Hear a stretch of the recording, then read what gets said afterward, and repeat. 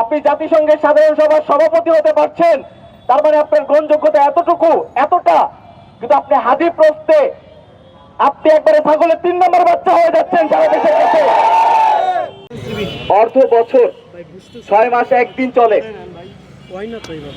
এখন পর্যন্ত বাংলাদেশ সরকার ইন্টারিম থেকে শুরু করে এখন পর্যন্ত শহীদ শরীফ ওসমান হাদি ভাইয়ের হত্যার যে রহস্যটা, এটাকে একটা পলিটিক্যাল টুলস হিসাবে ইউজ করা হচ্ছে।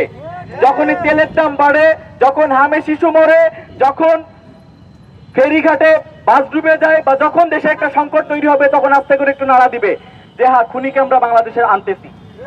এই মূলা ঝুলাইতে ঝুলাইতে আজকে 6টা মাস হয়ে গেছে। আমরা যখন প্রথম শাহবাগে আন্দোলনে নামি, আমরা যখন হাদি চত্বরে আমরা লাগাতার আন্দোলন চলতেছে, তখন কি বলা হয়? তখন বলা হয় আমরা নির্বাচন বানচালের ষড়যন্ত্র করতেছি। আমরা তো নির্বাচন দিলাম, আপনাদেরকে ক্ষমতায় বসালাম, এখন আমেরিকার দালালি ছাড়েন, ভারতের দালালি ছাড়েন। বাংলাদেশের আজাদির প্রশ্নে আপনারা এখন যদি সেটা না পারেন, তাহলে দালালি করেন, প্রকাশ্যে করেন।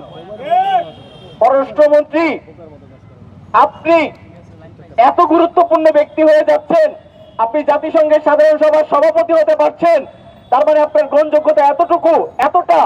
কিন্তু আপনি হাদি প্রশ্নে আপনি একবারে ছাগলের 3 নম্বর বাচ্চা হয়ে যাচ্ছেন সারা দেশের কাছে।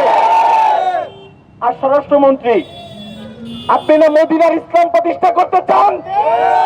আপনি বাংলাদেশের ইসলামী প্রতিষ্ঠা করেন, আপনি ইনসাফ কায়েম করেন হাদি প্রশ্নে। না হলে আপনাদের সংসদে যে হাসিগুলা দেখি আমরা, এই হাসিটা বেশি দিন টিকবে না, এই হাসিটা বেশি দিন টিকবে না।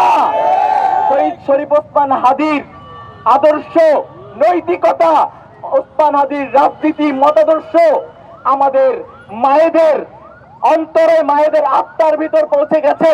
তারা চায় তাদের সন্তানরা শহীদ শরীফ ওসমান হাদি হোক, তারা চায় না তাদের সন্তান ওই দালাল বাটপার চিটার হোক।